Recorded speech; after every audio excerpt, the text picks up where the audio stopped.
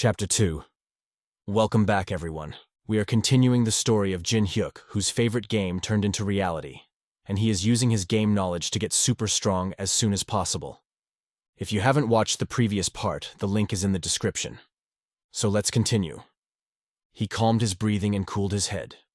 If Tower of Trials did become a reality, then hesitating here wasn't the right move.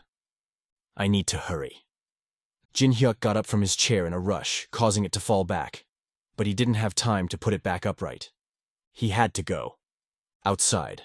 To be precise, he needed to go where he could get that item. Jin Hyuk exited his door and sprinted out, his breath running out as he rushed down the stairs. For how many minutes did he run? He soon arrived at the city's center, which was crowded with people. What is the fastest departure time to Busan? Shit. Busan or whatever. I cannot be in Korea. A foreign nation. I will go and live abroad. The tower popped up everywhere in the world. Where would you even go? Then where do we go? Whatever it is, not in Seoul. Have you ever seen that kind of movie? I am not stupid enough to remain here and die. Most of them were trying to escape from Seoul. They all must be feeling anxious. It was the innate instinct of all living things to feat the unknown. However, in a crisis, there was always opportunity. Now wasn't the time to run away, but to press onwards. On the Korean server, this place was selected as one of the places outside the tower. If you added up all the spots across South Korea, there would be 30 spots. The reason he chose this place out of all of them was because it was the closest.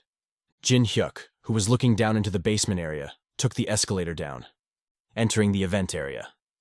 Please hit the like button so more people can enjoy this awesome story, and subscribe to the channel for more videos. Now let's get back to the story. As expected, Jin Hyuk narrowed his eyes while looking at the dozens of people scattered around the fountain. He knew without asking any of them that they were people who had played at least the early stages of the game. They all looked at each other in silence, with not even a hint of conversation. Right. This was the way it would be. Items would soon appear here, but only in limited numbers.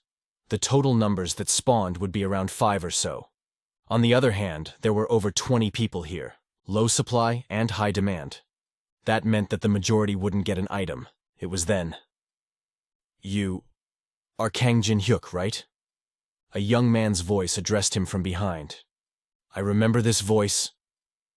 When Jin Hyuk turned his head, he saw a man around. Lee Jong-soo. To see this brat here. Haha, right. You are Kang Jin Hyuk. You are here too. Even you ended up moving your body from staring at your computer all day. Lee Jong-soo approached him with a grin. He was a Paprika TV partner streamer. He had around 500,000 subscribers on YouTube and significant follower numbers on Instagram. He was one of those so-called good-looking popular types. At the same time, he's also the representative of the company I belong to. Shouldn't you be in the middle of broadcasting right now? Jin Hyuk opened his mouth. In a situation like this, how could I even broadcast? Lee Jong-soo shrugged. What is the situation? Don't pretend like you don't know. You were pretty hardcore for this game. Tell me more. How many floors did you end up conquering? Let's not hide things as colleagues from the same industry and stick together. Colleagues. Did he say colleagues? Jin Hyuk felt like he had been hit on the head with a hammer. He still remembered what this trash said to him once. The company this bastard founded deceived various streamers with unfair contracts. They had promised streamers support with editors and various content fees, but it was all lies. Since the contract ripped off around 60% of the streamer's total revenue, the more diligent you broadcasted, the more you lost. Ultimately, the streamers could only act like slaves and ended their broadcasts with tears. Colleagues. Friends who rose with him from the bottom. One by one, they all left him.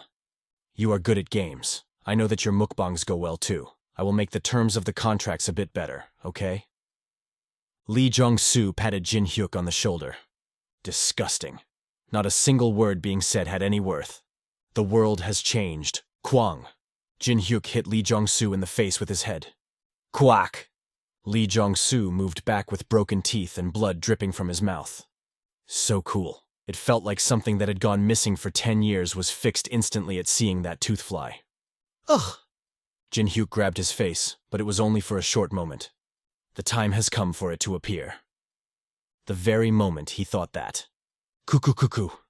Drops of water rose violently from the fountain, making the people wonder why a calm water fixture would shake like that. Pwak! A 4-meter-tall tree rose from the fountain. Finally, it appears. Oh, the mangrove? As expected, I knew I was right. The people that had been waiting there all spoke. The mangrove of greed appears. One fruit can be consumed by one person. It was one of the skills that could be attained even before entering the Tower of Trials.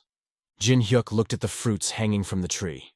The fruits, all ripe enough to eat, had the effect of raising strength, agility, stamina, and magic stats. They were good items. That was an undeniable fact, but the problem was the number. All in all, there's just 4. Jin Hyuk bit his lower lip. It's gonna be pretty intense. The advantage of raising your stats during the early stages was a factor that must not be compromised upon. Mine. Don't make me laugh. It is mine. Kwa-ak! Everyone rushed for the tree. Somehow, no matter what they had to do, they had to get it before others. Soon, the central city underground devolved into chaos as people scrambled over each other to climb the tree. Someone had already picked one fruit and put it in their mouth. Sooner or later, the rest of the fruits would end up in someone's mouth. We could have gained something if you had worked with me, Lee Jong-soo yelled, but Jin Hyuk didn't respond. There was no need to. In the first place, this wasn't what he was aiming for.